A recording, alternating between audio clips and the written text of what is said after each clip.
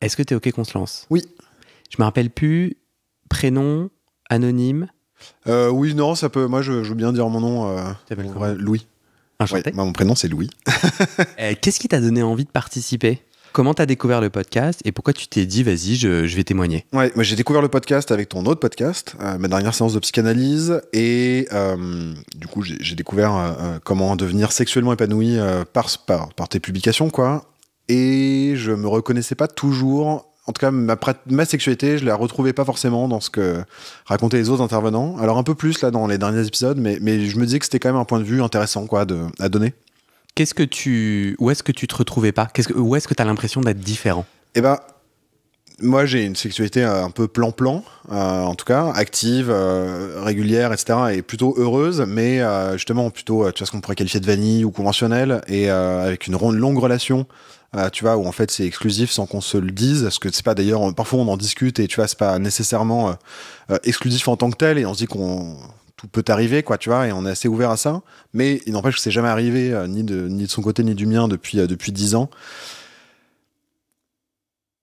Et du coup, en entendant les autres épisodes, tu te disais, j'entends que des épisodes d'une sexualité très extrême? Ouais, c'est ça, ou plutôt extrême, ou des trucs, tu vois, une manière aussi d'appréhender la sexualité que moi, j'ai pas, en tout cas, tu vois, un truc très, je sais pas si c'est aussi l'effet, tu vois, Grindr, moi, ça fait du coup des 10 ans que j'utilise plus Grindr, tu vois, et Tinder n'existait pas, etc.,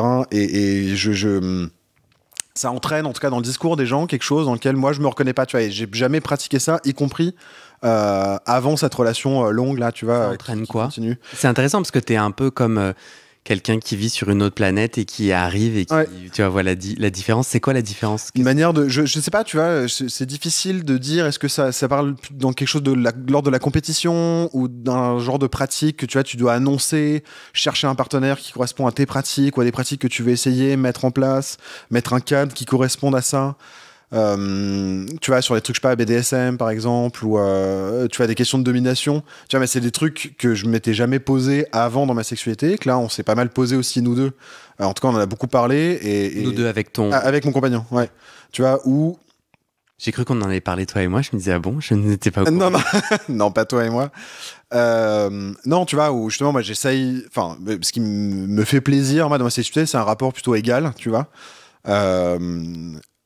Et c'est vachement revenu dans les émissions, tu vois, ces enjeux de domination et de dire, tu vois, déjà, je suis top ou bonhomme, et ou versa, et je suis plutôt soumis, et c'est des jeux relationnels qui rentrent et dans lesquels, tu vois, je me suis jamais posé ces questions-là Et pour autant, dans ma pratique. Et là, tu dis que récemment, c'est ça que j'entends, avec ton compagnon? Ces dernières années, tu vois, c'est des trucs dont on parle, mais qu'on n'a jamais...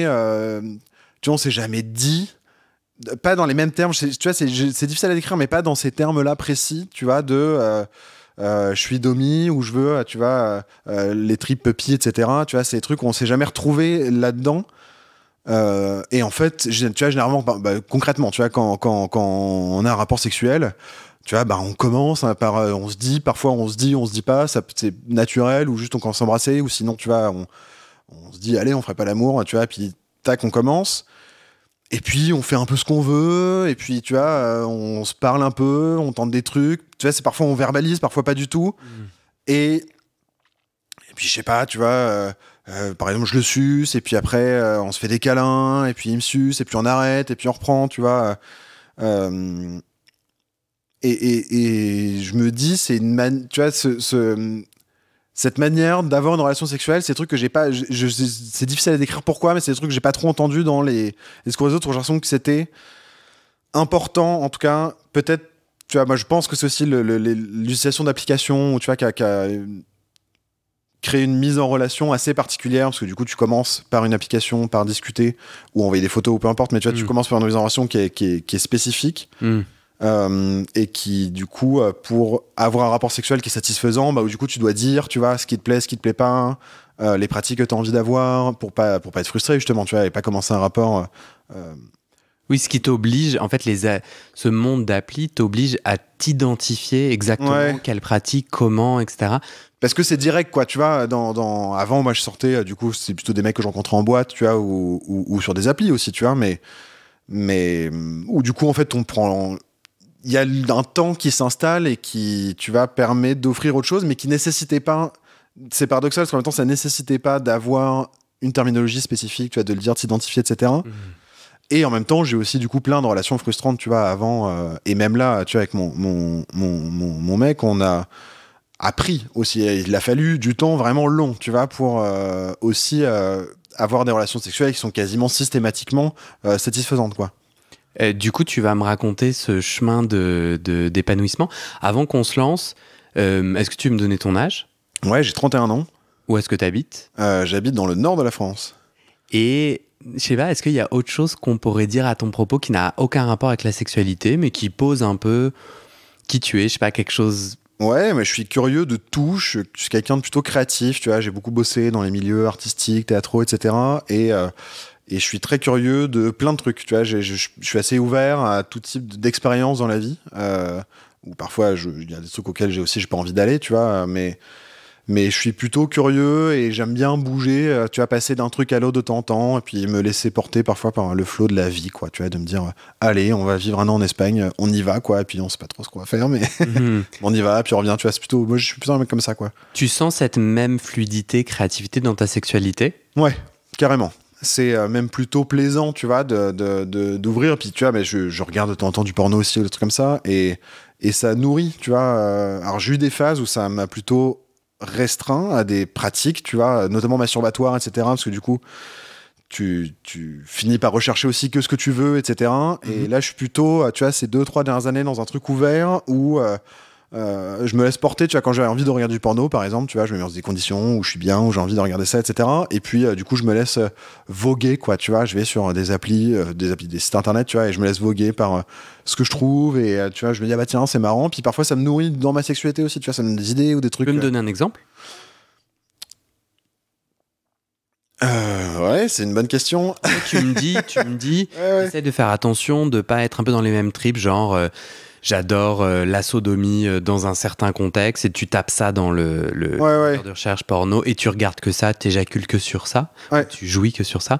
C'est ça, j'ai bien entendu, toi t'essayes quand même d'aller voguer vers d'autres. C'est aussi, tu vois, ce qui est marrant, et ton podcast résonnait aussi pas mal par rapport à ça, sur le tantra, tu vois, où je suis tombé par hasard sur un podcast anglais de tantra gay, même si c'est quelque chose que j'ai jamais pratiqué, tu vois, moi personnellement.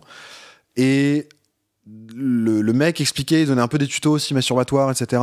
Et tu faisais aussi de se reconnecter à son corps, à sa sensation, et à sortir du geste mécanique, quoi, tu vois. Et ça m'a vraiment, je me suis dit, bah, j'ai d'ailleurs, tu vois, c'est vachement plus agréable. Moi, tu vois, érotisme aussi est beaucoup plus agréable depuis où, bah, tu vois, je me masturbe dans des positions différentes, je tente des trucs, tu vois, des trucs parfois qui sont bien, des trucs qui sont moins bien, mais en tout cas, c'est ouvert, c'est libre, ça se clôture pas, tu vois, c'est pas mécanique, c'est pas toujours la même chose, un truc qui dure, tu vois, 5 minutes, 10 minutes, et puis c'est toujours la même chose dans le même contexte, etc. J'essaie de varier les contextes et et du coup, le porno, j'essaye aussi de faire ça, tu vois, et de me dire, je vais pas me restreindre, mais plutôt ouvrir, quoi, tu vois. Pourquoi c'est important pour toi de faire cet effort? Parce que j'ai une sexualité plus épanouie, en fait, en faisant ça. Moi, je trouve, hein, en tout cas, ça m'a décoincé, tu vois, j'étais aussi assez coincé par rapport à mon corps, où j'étais longtemps mal à l'aise, ça m'a rendu plus à l'aise avec mon propre corps, et du coup, dans la relation aussi avec l'autre, tu vois, où c'est plus simple quand c'est moins problématique pour toi, tu vois. Mais attends, mais je suis chaud, moi, donne-moi, est-ce que t'as des tutos concrets, des astuces, enfin, comment t'as fait, par exemple là, concrètement, cette découverte autour du tantra et d'une masturbation plus connectée a eu un impact sur ta sexualité? Ouais, mais tu vois, c'était même marrant parce que ça m'a rappelé des souvenirs masturbatoires plutôt ado, tu vois, avant l'époque justement porno, etc. Moi, je regarde pas trop de porno quand j'étais ado. Enfin, c'est venu plutôt à la fin de l'adolescence. Et au début, c'était vraiment, tu vois, un peu aussi de découverte du corps, où tu tentes des trucs, quoi, tu vois. Et t'es dans ton bain, enfin, tu vois, mais je me souviens, je sais pas, à 13 ans, tu vois, où t'es dans ton bain et tu tentes des trucs, tu vois. Et non, t'as jamais fait ça, toi? Bah, si, je me masturbe, quoi, mais. Mais tu vois, où je passe, c'est agréable, et tu dis, ah bah ouais, avec du savon, tu vois, ça glisse plus, ça glisse mieux. Et puis, tu vois, si tu mets deux mains, qu'est-ce qui se passe? Et si tu te touches le corps en même temps, etc., tu vois. Et de me reconcentrer sur ça en me disant, bah, quand je me masturbe, tu vois, qu'est-ce qui me fait kiffer? Quelle partie de mon corps j'ai envie de toucher, tu vois? Et puis les cuisses, j'en sais rien, tu vois, les cuisses, les tétons, tu vois, d'autres endroits du corps où tu te dis, bon, bah, tu vois, bah ouais, c'est agréable, ça crée quelque chose, et puis le rythme, il évolue, tu vois, moi, ça m'a sorti un peu de ce truc où vraiment j'avais plutôt une sensation d'avoir c'était mécanique, en tout cas dans tu vois, quand je me masturbais, par exemple, tu vois. Et en couple, du coup, ça m'a ouvert à d'autres trucs aussi, à d'autres formes de plaisir, d'autres formes de caresse, même tu vois, quand moi je me mettais du coup à le toucher aussi, tu vois. Je vais le toucher à d'autres endroits, tu vois, les cuisses, les tétons, puis prendre le temps, tu vois, de faire, je sais pas, des longues caresses, bisous, tu vois, sur les cuisses, puis de remonter doucement, et puis de jouer aussi avec approcher le sexe, puis finalement pas trop y aller, puis à un moment d'y aller franchement, tu vois, dans les trucs plus doux, au contraire plus brutaux, tu vois, où c'était plus ça m'a permis ça, tu vois, de rentrer là-dedans, et puis parfois d'assumer aussi le fait de pas avoir envie d'éjaculer à chaque rapport ou de le continuer après, tu vois, aussi, ou de s'arrêter, de se dire en fait là on a envie de faire des câlins, tu vois, c'est arrivé des moments où on commence et puis en fait tu vois, lui il a plus envie, par exemple, tu vois, c'est déjà arrivé, tu vois, où il bande pas et puis en fait c'est pas grave, tu vois, et puis on continue, on se transforme, puis on passe quand même un moment à deux, tu vois, ailleurs, et puis on se déplace, je sais pas, dans le lit, tu vois, parce qu'on n'était pas dans le lit, puis en fait on se câline et puis on s'endort, enfin tu vois, mais ça ouvre, ça décloisonne un peu la sexualité de l'endroit uniquement, tu vois, du pénis, du cul, tu vois, de la bouche, ça amène à d'autres trucs, quoi. Est-ce que tu sais expliquer pourquoi tu avais cette sexualité un peu mécanique, un peu peut-être, j'entends, déshumanisée ou désensibilisée, et qu'il t'a fallu du coup un peu rééduquer, si j'ai bien entendu. Tu sais d'où ça vient? Je saurais. Moi, j'adore le cul, tu vois, vraiment, c'est un truc, j'adore le sexe en soi, et depuis longtemps, et je pense depuis, tu vois, même enfance, adolescence, peut-être pas enfance, tu vois, mais début de l'adolescence, le moment où tu te découvres un peu aussi tout ça, et le fait de comprendre que je suis gay, tu vois, mais je suis gay, quoi, j'ai pas trop de désir bi, etc., un tout petit peu parfois, mais je suis plutôt gay, tu vois, vraiment, et le fait de vivre ça tout seul, tu vois, dans ma famille n'était pas très compréhensive, voire pas très aidante par rapport à ça, où il y avait, tu vois, on est plutôt une famille un peu bourgeoise de province, quoi, et du coup c'est un peu bien sous tout rapport, tu vois, et socialement correct, faut montrer une bonne image, et en même temps c'est quelque chose dont on parle jamais, tu vois, même encore aujourd'hui, tu vois, c'est un truc qu'on parle jamais de sexualité. Mais du coup, il y avait en fait un fond assez homophobe, quoi. Tu vois, dans tout ça, il y avait une blague, par exemple, dans la famille, qui me fait rire personne, tu vois, à part mes parents, quoi. Mais je sais pas si ça fait rire encore maintenant, mais ils se disaient, tu vois, moi, j'ai 3 frères, donc on est 4 garçons dans la famille. Et je sais plus, un copain a dit à mes parents, ah, bah, vous aurez plein de petits-enfants, tu vois. Et ma mère, ça a fait mourir de rire de dire, bah non, il peut y en avoir un PD, un curé, un qui veut pas et un qui peut pas, tu vois. Et c'est un truc que j'ai entendu, mais longtemps, tu vois, toute mon enfance, adolescence. Et d'ailleurs, quand moi j'ai fait mon coming out vers 17 ans, à 17 ans, et tu vois, la réception était pas sympa, quoi, tu vois, c'était pas non plus un truc frontalement opposé, mais c'était pas sympa, et c'est quelque chose, tu vois, dont on n'a pas pu parler, où j'avais parfois des remarques, justement, tu vois, sur les petits enfants, ou je sais pas, des trucs un peu étranges, et je pense que du coup, me découvrir gay dans ce genre de contexte, tu vois, seul, ça, avec en plus des violences sexuelles, tu vois, au début de mon adolescence, tu vois, des relations avec des copains qui étaient en fait assez violentes, où je me suis retrouvé un peu forcé, tu vois, à faire des trucs que je voulais pas faire, etc. Et vu qu'en même temps j'adore le sexe, bah tu vois, je pense que ça m'a créé cette sexualité un peu mécanique, tu vois, où du coup c'était facile de dire j'ai une relation sexuelle, tu vois, avec d'autres gens ou tout seul, et puis tu vois, j'arrive à l'éjaculation, puis ça se termine, quoi, tu vois. Tu peux m'amener, je trouve ça vachement intéressant ce dont tu parles, parce qu'on en a parlé en pré-entretien, et du coup, moi, j'y réfléchissais. Tu parles de cette homophobie indirecte. Ouais. Donc, tu parlais il n'y a pas d'opposition frontale, il n'y a pas d'homophobie où on t'a insulté, mais il y a quand même un gaz invisible qui entoure ton coming out et qui crée un impact sur toi. Est-ce que tu te souviens, donc tu as donné l'exemple de cette blague, est-ce que tu sais décrire ce climat diffus qui a son importance? Je pense que c'est... Ce qui est compliqué justement, c'est que c'est un peu invisible ou diffus, tu vois, et c'est assez sourd en fait comme homophobie. Mais tu vois, c'est, je sais pas, à la télévision, par exemple, tu vois, t'as des émissions, même j'en sais rien, tu vois, Caméra Café ou des trucs comme ça, t'as des trucs de ma génération, mais où t'as des personnages gays stéréotypés, tu vois, par exemple, ou d'autres sexualités, c'est toujours des personnages stéréotypés. Et à chaque fois, c'est des petites blagues, tu vois, mais des trucs qui sont... tu vois, presque de l'ordre aujourd'hui, on qualifie ça d'homophobie ordinaire, tu vois. C'est-à-dire, vous regardez la télé la ensemble. télé, tu vois, t'as, je sais pas, un personnage gay, justement, stéréotypé. Et... comment décrire ça, tu vois, j'essaie de retrouver un souvenir, du coup, précis de ça, mais... C'est ok si t'en as pas. Hein. Ouais, tu vois, mais je sais pas, on vous en parliez pas, il y avait du silence. Ouais, et où tu sens que aussi tu peux pas en parler, tu vois, que c'est pas possible de je sais pas, tu vois, mais je sentais très vite que c'était pas un modèle de vie. Tu vois, quand je fais mon coming out, hein, déjà mes parents ont fait une tronche un peu bizarre, tu vois, où c'était manifestement pas, tu vois, c'était pas la joie, quoi. Et le seul truc qu'ils m'ont dit, c'est tu vas pas vivre une vie facile, tu vois. Et je me dis, c'est quand même un peu bizarre, tu vois. Ils ont même pas parlé de ce que eux, tu vois. Même de ce qu'ils refaisaient. En fait, ils en ont jamais parlé, tu vois. Ou quand, avec mon mec, justement, on va se marier, quand on a annoncé mon mariage, enfin notre mariage, tu vois, bah, c'était pas joyeux, quoi, tu vois. Sans être triste non plus, c'était, tu vois, neutre, un truc qui existe, tu vois, comme si ça existait pas, quoi. Tu vois. J'ai dit, c'est super.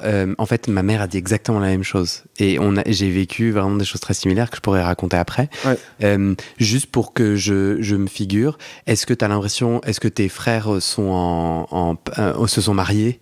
Pas du tout. Non. Ouais, je vais être le seul marié, a priori, en tout cas. Donc, t'as pas de référentiel. Non. Et si c'était cette génération, ou en tout cas, et si c'était des personnes, tes parents, déconnectés de leurs émotions, je fais un peu du boulgui-boulga, mais et si ce n'avait aucun rapport avec ton orientation sexuelle et plus dans leur incapacité à partager la joie ou les émotions?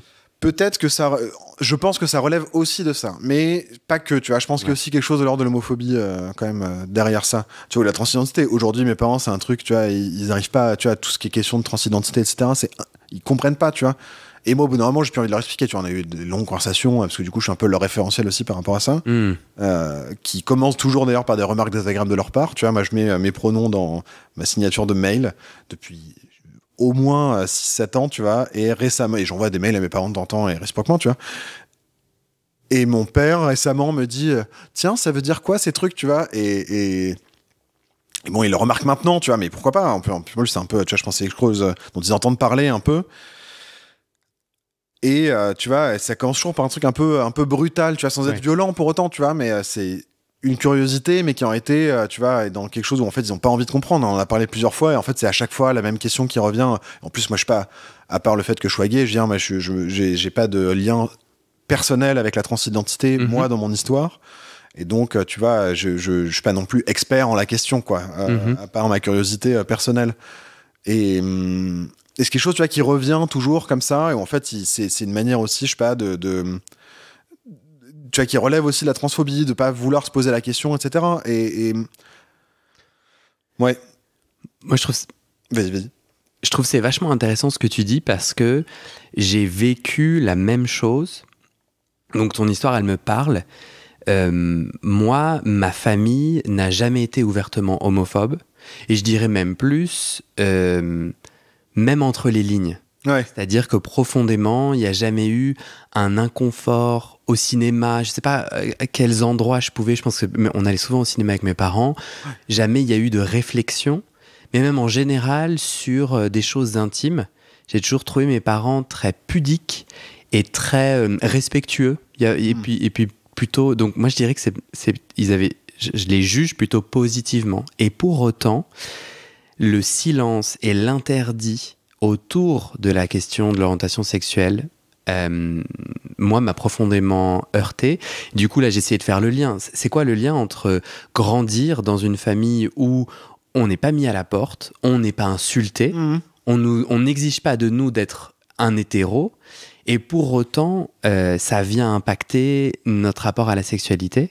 Au-delà de la société homophobe dans laquelle moi j'ai grandi, j'ai l'impression qu'en fait... ça met un énorme poids d'anormalité. C'est-à-dire, ce silence-là, moi, ce que je le remplis en me disant, il y a un problème, parce qu'en fait, ce qui est non dit, c'est quand même, il y a un inconfort, et ce que je suis, je le vois bien, ne correspond pas à ce que la société me demande d'être. Et en fait, ça a un impact énorme pour moi de ne pas être soutenu dans mon individualité. C'est-à-dire dans... C'est un peu rude, hein, mes parents n'écoutent pas ce podcast normalement, et je trouve ça un peu facile. Moi, si un jour j'ai des enfants, bah, je suis sûr qu'ils pourront... C'est nécessairement de toute façon très compliqué ces questions. Tu vois, et genre en fait, moi je me planterais à un autre endroit. Peut-être que s'ils avaient été plus entreprenants, moins pudiques, j'aurais dit le contraire, j'aurais dit ils se sont immiscés, nana. Mais bon, c'est un peu le rôle du parent, tu prends ton tarif. Mais quand même, le fait de pas être soutenu, donc moi, la seule chose que mes parents ont dit, que ma mère a dit, c'est... Mes parents m'ont dit on t'aime. Enfin, moi, j'étais en larmes. J'avais 18 ans. Et c'était vraiment un cri du cœur en mode, il faut que ça sorte. Et une fois que ça sera sorti, je vais être libéré. Ouais. Tout va bien se passer, tu vois. Enfin, il faut vraiment que ça sorte. Et une fois que c'est sorti, c'est fait. Bon, j'ai découvert que c'était le début du chemin. Quelle horreur, ce délire. C'est-à-dire, ça y est, tu l'as dit. Et je trouve que, après, il y a tout le taf qui a pris 10-15 ans. Yay. Mais mes parents étaient très émus. Ils ont dit, mais ça change rien. Enfin, il y avait vraiment quand même un discours d'accueil. Et ma mère qui dit, je suis inquiète, un peu ce qu'elle t'a dit, genre, je suis inquiète que ta vie va être plus difficile. Point. On n'en a plus jamais reparlé. On n'en a plus jamais reparlé. C'est-à-dire, mon parcours d'homosexuel à Versailles, dans un milieu quand même assez tradit, une possible homophobie que je pouvais vivre au quotidien, puisque ma mère apparemment avait l'air d'être au courant. J'étais tout seul avec. Mais en fait, mais c'est presque, du coup, tu vois, le coming out, c'est presque une faute dans ce cadre-là, parce que justement, tu sors de l'intime, tu vois, quelque chose qui est censé rester dans l'intime. Ouais. Tu vois, le faire sortir par un coming out, mais qui est nécessaire. Enfin, tu vois, moi, effectivement, mais c'est un peu comme toi aussi, je sentais comme ça, je me dis, il faut le dire, quoi, tu vois. C'était important pour moi. Et en fait, c'est presque, je sais pas, perçu comme une faute, quoi, tu vois, de dire dévoiler. Ça, de verbaliser ça, de dévoiler, de le sortir de l'intime, quoi.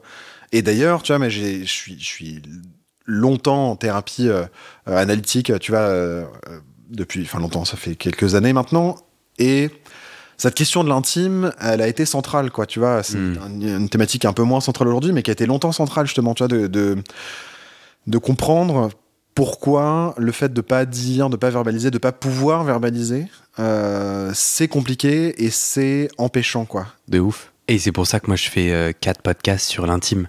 C'est sûr, c'est obligé. Cet espace de l'intime et de dire l'indicible qui a lieu en psychanalyse, mais qui a lieu aussi sur mes podcasts, je tente en tout cas, c'est sûr que c'est lié à ça, tu vois. Toi, moi je dirais que personnellement, à partir de ce silence, auquel j'ajoute le rejet de la société, c'est-à-dire à l'école, j'étais trop efféminé, on m'insultait, j'ai jamais vécu de harcèlement, je sais pas ce que c'est le harcèlement pour de vrai. En revanche, la blague à répétition et l'humiliation à répétition, même si elle était très nuancée, c'est-à-dire j'ai quand même tout fait pour devenir un cool du lycée. Donc c'est bizarre, tu vois, on pouvait quand même... Moi j'avais à ce moment-là pas fait mon coming out, mais comme j'étais efféminé, on m'insultait et on se doutait nanan. Et en parallèle, j'essayais d'être un cool et d'être pote avec les cools et tout. Du coup, j'étais pas non plus humilié et mis au banc totalement. Trop bizarre le truc. Du coup, il y avait comme un... Et limite, je rigolais aux blagues ou à cette forme d'harcèlement un peu gazeux. Le silence de ma famille, frères, sœurs, parents et la société a fait que moi, du coup, à chaque fois que je me branlais, je me sentais ultra coupable et tous mes désirs homosexuels ultra coupable, je consommais du porno ultra coupable. En gros, ma sexualité s'est remplie à ras-bord et par tous les bords. De culpabilité. Et c'est ça que après a bloqué mon épanouissement sexuel et mon cheminement. Et toi, comment... Parce que on est en train de parler de ça, on est en train de parler de ton chemin de sexualité et tu dis, on parlait d'une masturbation mécanique, de ton travail pour te reconnecter et après tu nous as amené dans le passé en disant, il y a ça qui a joué. Toi, comment t'as fait, du coup, à partir de ce coming out refroidi, ou en tout cas, comment t'as fait sur la suite du chemin? Ce que tu m'évoquais aussi, tu vois, sur quand tu parlais d'être avec les cools, tu vois, d'essayer de rentrer dans le cadre du cool, etc., ça s'est un peu transformé chez moi dans une obsession de performer la masculinité. Tu vois, et une certaine forme de masculinité, tu vois, donc genre, je sais pas, de boire plein de bière, de tenir l'alcool, faire beaucoup de soirées, de faire des blagues un peu grasses, etc. De prendre de la place aussi, tu vois, physiquement, dans les groupes, etc. C'est d'avoir une posture un peu de leader, tu vois, un truc comme ça. Et du coup, d'avoir aussi plein de rapports sexuels, tu vois. Il y avait une question de performance aussi par rapport à ça. Là, t'as quel âge Là, c'est genre 18-20 ans, quoi, tu vois. Et donc toi, t'arrives à avoir des rapports sexuels à 18-20 ans? Ah ouais, plein. Tu grandis dans tu m'as dit nord de la France, grande ville? Ouais, c'est à grande ville, tu vois, à Lille. Je fais toutes mes études à Lille, etc., qui est une grosse ville, qui a un milieu gay, qui est un peu construit, qui se reconstruit là aujourd'hui, mais qui était un peu construit avec des boîtes gays, etc. Ça existe quand même, quoi, tu vois. Et c'était hyper simple. Tu vois, mais je sortais en boîte et je rentrais quasiment systématiquement avec quelqu'un. Ouais, putain. Moi, j'étais complètement bloqué. Alors, ouais, là, c'était pas possible de faire ça. Tu vois, et c'est marrant parce que d'ailleurs, tu vois, j'ai jamais eu peur aussi, tu vois, de maladies, etc. Je suis toujours protégé, toujours du sexe, tu vois, protégé. Et c'est un truc qui m'a jamais fait peur. Et c'est toujours facile, quoi, tu vois, un truc de faire, quoi. Et mais aussi parce que justement, je pense que je me mettais dans ce rôle-là, tu vois, de performer une forme de masculinité, d'être un peu pas forcément agressif dans la recherche de partenaires, quoi, tu vois, pas forcément avec les partenaires, mais en disant il faut que je trouve quelqu'un, tu vois, donc je vais mettre des conditions, tu vas être sympa, être truc ouvert, aller vers plein de gens différents, et puis m'engouffrer dans un truc, tu vois, où là c'est possible, et puis hop, et puis on va repartir à deux, et puis adieu à deux, à trois, puis on va baiser, et puis ça va être bien, tu vois. T'as des bons souvenirs de ces rapports? Ouais, j'ai des très bons souvenirs. Okay. Et aussi cool. des très mauvais souvenirs. Mais tu vois, il y a eu des trucs aussi où du coup je me suis retrouvé dans des trucs que j'ai pas du tout envie de faire, ou des gens, en fait, j'ai pas envie de baiser avec eux, tu vois, mais je le faisais quand même, quoi. Et j'ai aussi des très bons souvenirs, quoi. Et de gens aussi assez tendres, où du coup, parfois, tu peux prendre le temps aussi, tu vois. Des gens que je revoyais, sans pour autant que ce soit vraiment des plans cul, tu vois, mais on s'est vu 3-4 fois, et puis c'était bien, et puis, tu vois, mais ouais, j'ai quand même des bons souvenirs de ça. Du coup, là, tu notes un enjeu de performance, mais en fait, t'étais un adolescent, peut-être que... Enfin, peut-être ouais, que mais tu vois, ça m'a pas mal questionné aussi sur après, tu vois, et récemment, où justement, moi, j'essaie un peu de vivre une masculinité aussi épanouie, et ça, c'est plus compliqué pour moi, tu vois, d'accéder à ça. Et d'accepter, tu vois, que, en fait, les masculinités, c'est multiple, tu vois, et qu'il n'y a pas un modèle, t'as pas une masculinité spécifique. Tu vois, je me suis retrouvé, par exemple, à faire une course dans la boue, tu vois, un truc où tu cours pendant 12 km. Mud Day. Ouais, c'est ça, un peu ce genre-là, quoi, tu vois.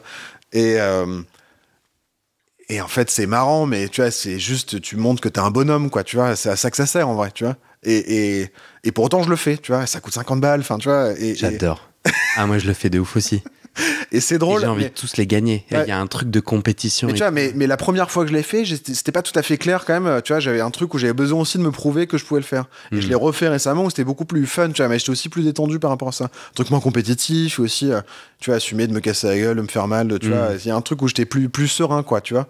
Mais il m'a fallu un peu de temps de sortir de ça, tu vois, même du coup dans l'expression des émotions, tu vois. C'est un truc que j'ai appris ça, et c'est encore en cours d'apprentissage, tu vois, parce que c'est loin d'être fait, mais et j'apprends, tu vois, à parler de mes émotions, qui est un truc où c'est compliqué, quoi. Tu vois, et j'ai des potes, par exemple, qui m'identifient comme le mec où on sait pas s'il va bien ou pas, tu vois, tu peux pas le savoir, quoi, tu vois.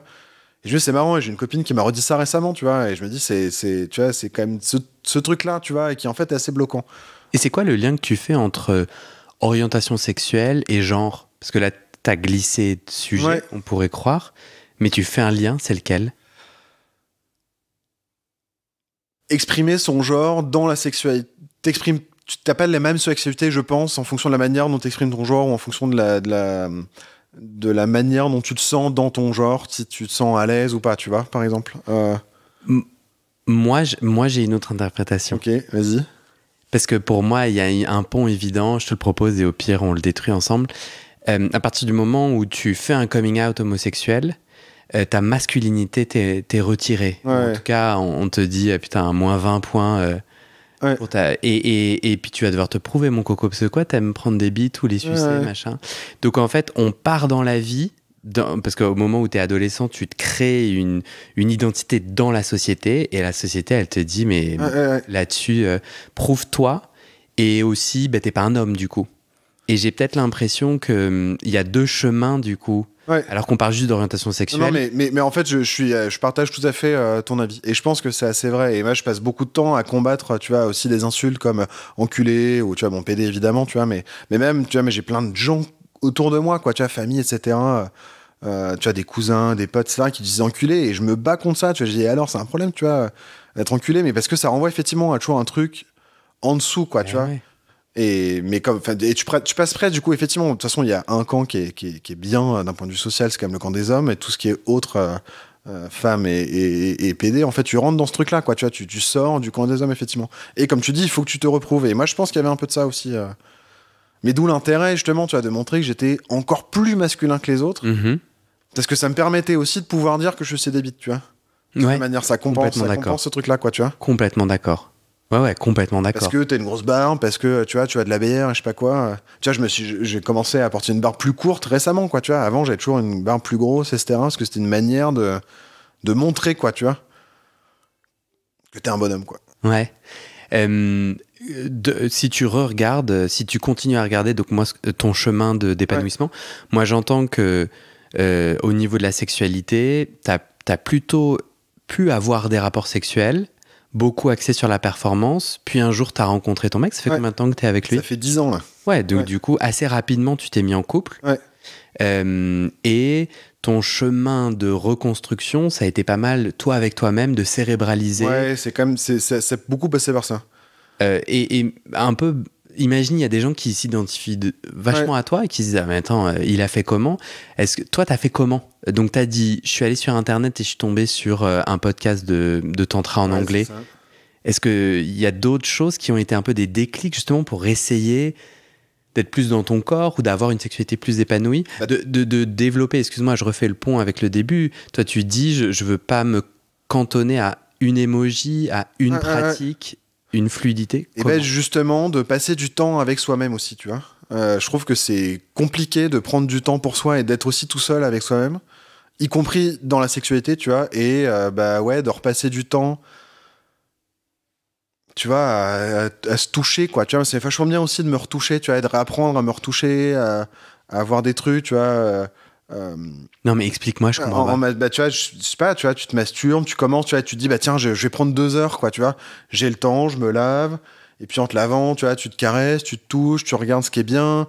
Tu vois, je sais pas, tu te touches la bite, les couilles, l'anus, et puis tu vois ce qui est bien, les tétons. Et... les cuisses. À l'intérieur, j'ai quand même découvert, j'avais un ex qui adorait ça, et c'est vrai que j'essaye d'imager ton invitation, et c'est vrai que quand tu touches tout ton corps, il y a des endroits où tu sens quand même une puissance érogène. Érogène vachement forte, quoi, tu vois, et qui en plus varie avec le temps, et ça, je trouvais ça aussi agréable de découvrir ça, tu vois.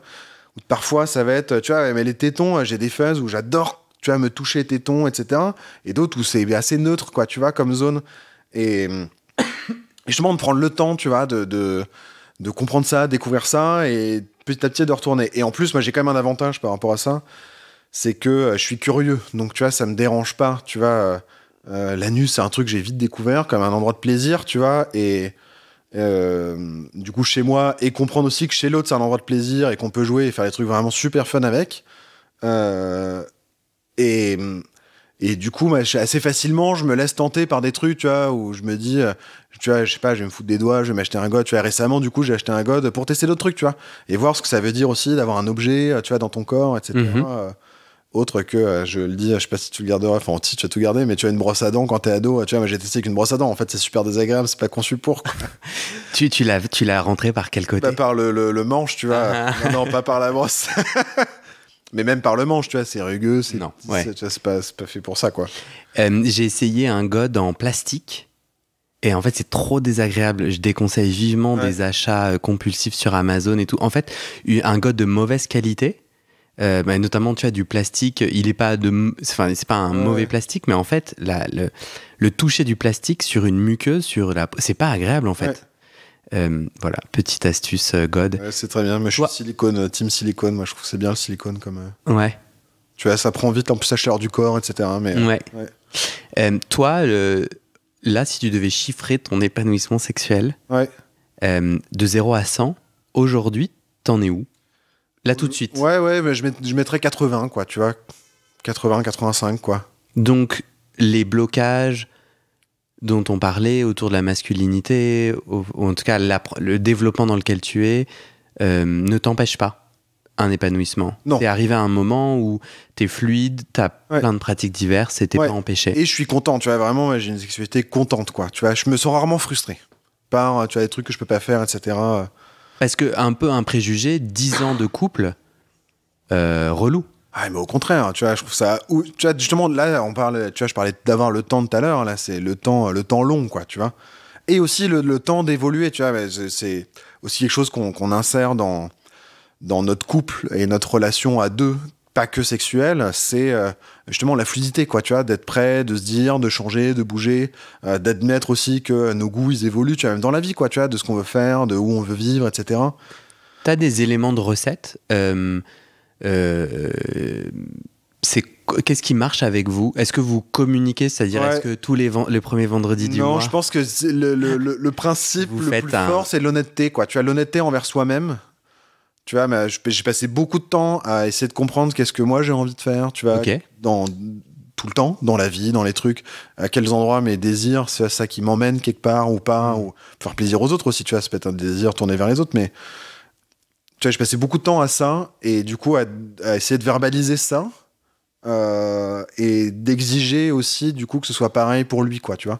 Donc, se connaître soi, c'est-à-dire, même si t'es en couple, même pendant 10 ans, c'est d'abord à toi d'aller à la rencontre de ton désir, de ton plaisir, et 2, tu le communiques, mais en vrai...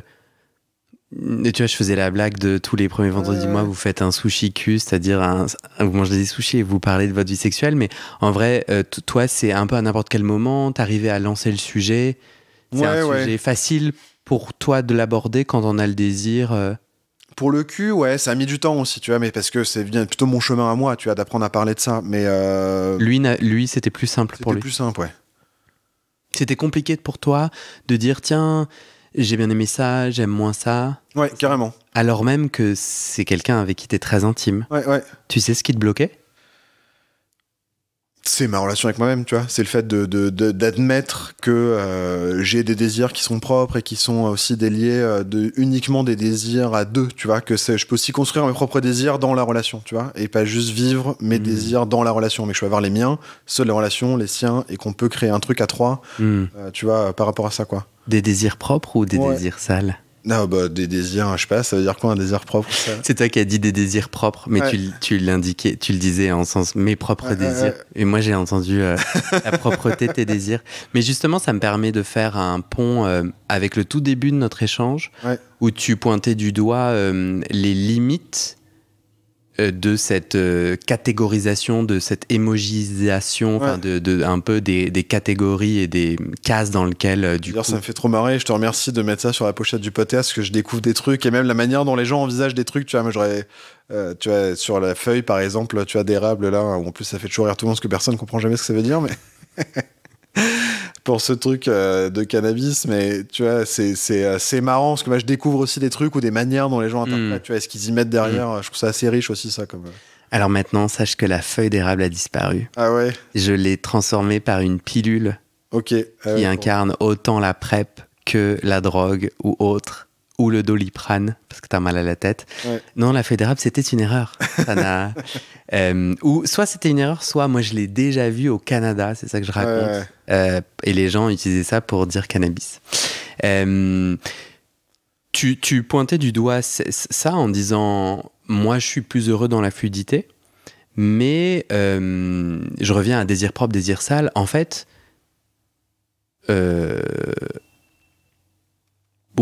ces noms de catégories, c'est des façons de kiffer. Toi, dans ta sexualité, dans ta fluidité, t'as peut-être des facettes, et du coup, des moments, t'as envie de dire, tiens, j'ai envie d'être dominant, tiens, j'ai envie de te mettre une feuille d'érable derrière l'oreille. Qu'est-ce que pourrait t'apporter ces catégories?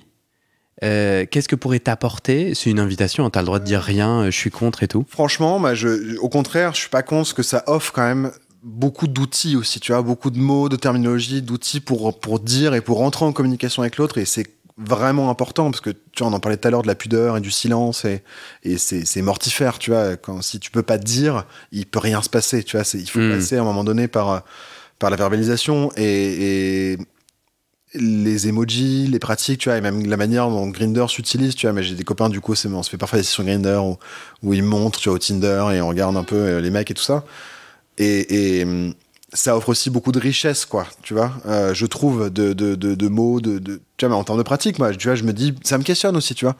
En écoutant ton podcast, où je trouve ça super parce que pour le coup, ça sort de l'intime, ce que les gens racontent, quoi, tu vois, ouvertement leurs pratiques. Il y a des choses qui t'attirent là-dedans, dans certaines pratiques. Ouais, en tout cas, ça me stimule, tu vois, parfois, je sais pas si j'ai forcément envie d'avoir ces pratiques-là, mais ça me stimule, tu vois, et c'est un peu, c'est excitant, tu vois, parfois aussi de m'imaginer, tu vois, je sais pas, des trucs, tu vois, très dominateurs. J'écoutais récemment, je retiens pas du tout les noms des gens, mais tu sauras me dire, un mec qui est en trouble et qui est très dominant avec tous ses partenaires extérieurs, tu vois, et... En fait, je connais son vrai prénom, mais plus son pseudo. Son pseudo, bah du coup, je veux pas dire de bêtises. Là, mais qu'elle s'adressait en plus, je crois. Québécois. Ouais. Oui, tout à fait, absolument. Ouais, un des premiers épisodes. C'est un des premiers ? Je crois, ouais. Ok. C'est plutôt au début. Récemment, mais c'est peut-être pour ça. Ça t'a inspiré comment ?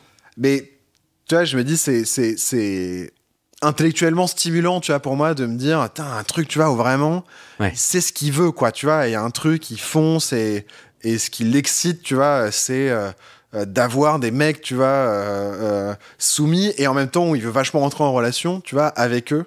Tu vois, ce que les mecs lui disent, tu vois, il passe pas mal de temps à expliquer ça, que les mecs, il veut que les mecs soumis lui expliquent de quelle manière ils veulent être soumis, tu vois, et lui, il teste des trucs, et il est vachement attentif à leurs réactions, tu vois, pour voir ce qui va au bon endroit ou pas, dans leur trip de soumission à eux, et dans son trip dominant à lui, c'est aussi, d'une certaine manière, remplir leur trip de soumis, quoi, tu vois, de soumission.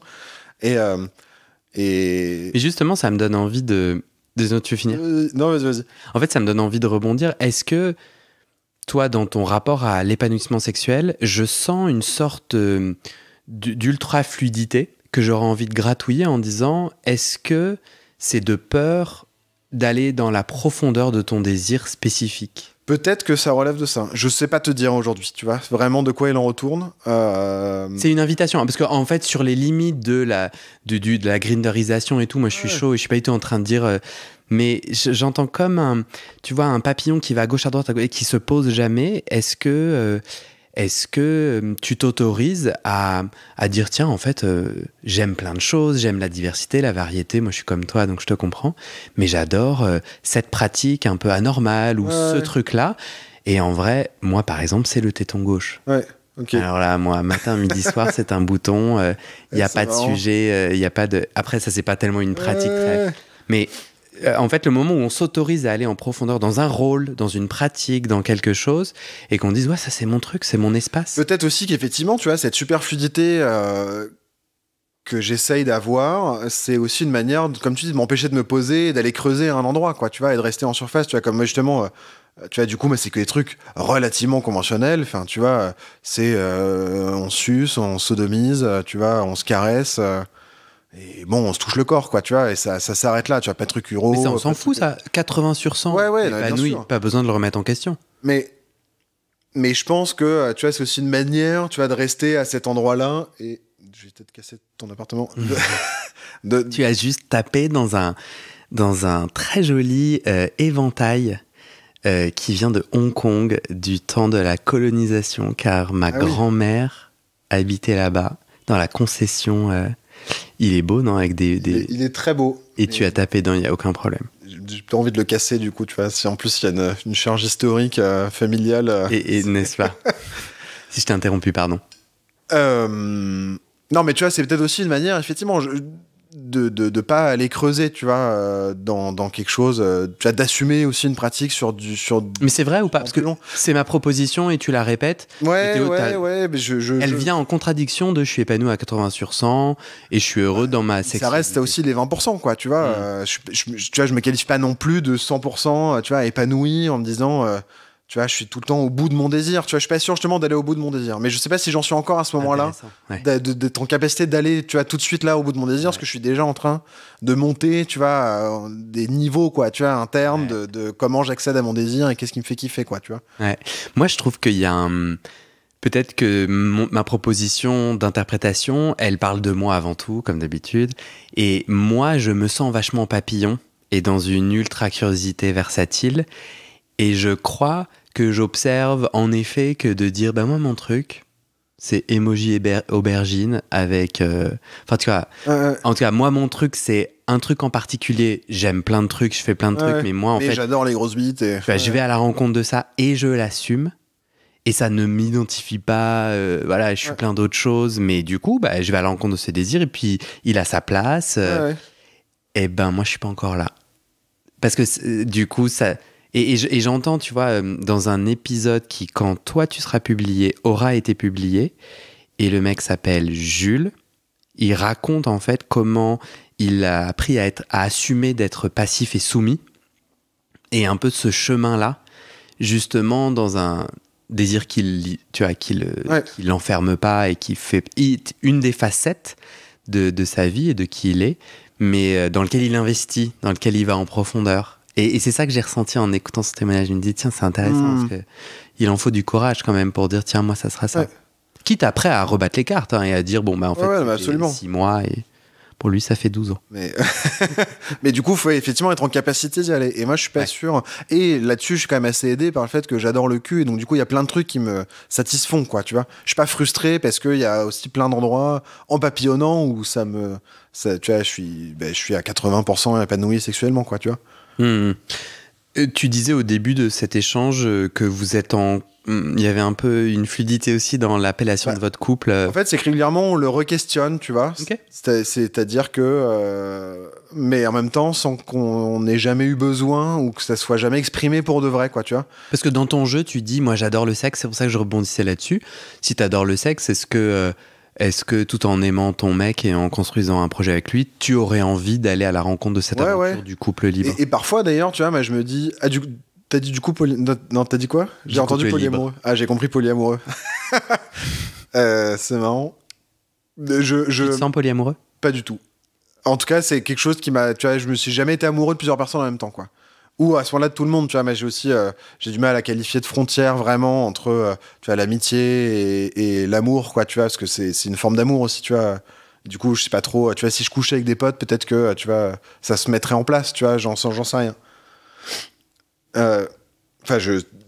Mais je vais reprendre le film à penser sur cette question justement du couple libre. Tu vois, en fait, plutôt on se dit pas forcément exclusif, tu vois.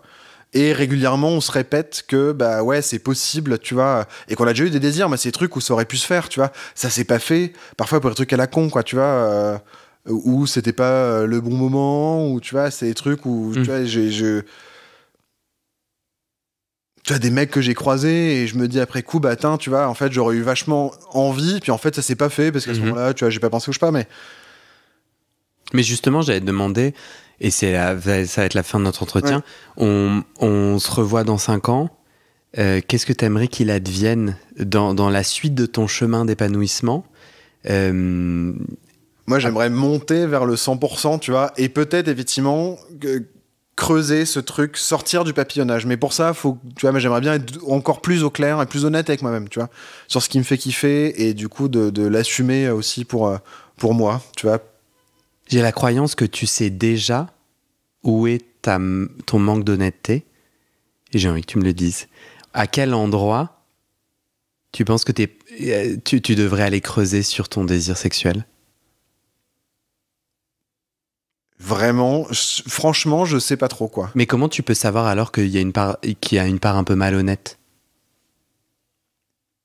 Parce que c'est un sentiment, quoi, tu vois. Mais fondamentalement, je pense que je le sais, tu vois, mais alors c'est quoi? Ça me l'accède pas. Tu vois, j'y ai pas forcément accès. Ah, c'est intéressant. C'est plutôt ça, je pense. La puissance de nos blocages. Ouais. Ah, moi, je te comprends complètement. Mais moi, je pense que c'est quelque chose comme ça. Vraiment le coût est énorme. Ouais. Le coût social, le coût familial, d'aller à la rencontre de nos vrais désirs sexuels et de les assumer. Alors, on n'est pas obligé de les partager en famille, hein, j'ai bien entendu, mais il y a quand même un truc où, à partir du moment où tu assumes, tu vas payer un prix. Ouais. Et notre cerveau est là, gars, je te mets 3 barrières avant ça. Ouais, parce que moi, mon taf, c'est que tu restes vivant. Dangereux, oui, non, mais c'est ça. Mais ne serait-ce que pour toi-même, quoi, tu vois. Ouais. De comment tu te perçois, tu te définis, etc. Ouais.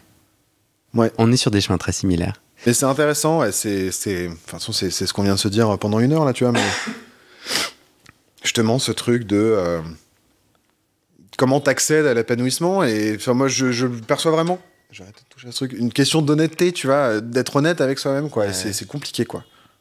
Bah ouais. Surtout quand, je trouve, il y a plein de couches qui se sont mis en grandissant, d'interdits, etc. En fait, je pense qu'elle fossilise. Et après, tu vois, faut faire le taf d'aller les retrouver. Et sinon, c'est des automatismes, en fait. Ces interdits parce qu'on t'a jamais validé dans ta sexualité, on t'a jamais dit, mais vas-y, c'est cool. Et du coup, tu peux pas. C'est vachement dur d'accéder à nos désirs, mais je pense que moi, je ferais même une généralisation, même en termes de désir de taf. En fait, il y a tellement de couches d'interdits faut gagner sa thune, et puis, non, tu vas pas gagner ta thune comme ci, non, pas comme ça. Et tu te retrouves dans des chemins où, après le moment où tu t'arrêtes professionnellement, et tu te dis, en fait, j'ai envie de quoi vraiment? T'as pas accès à l'info. Tout à fait.